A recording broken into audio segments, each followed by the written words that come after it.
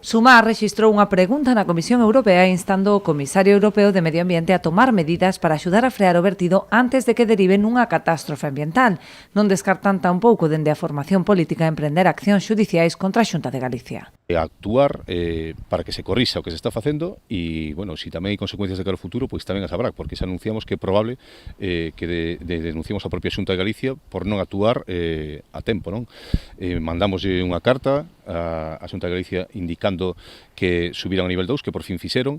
Tamén nos puxemos en contacto ca Comisión Europea para poñernos a súa disposición, para darlle toda a información que precisen sobre o que está acontecendo e se é necesario que se tomen medidas dende a Unión Europea, pois que tamén as tomen.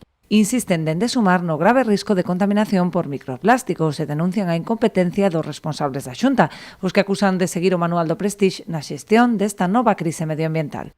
O manual Prestige do PP de Feijóo, neste caso están, como non, ocultando, agochando e incluso culpando a xente que está vindo voluntaria a limpar as praias.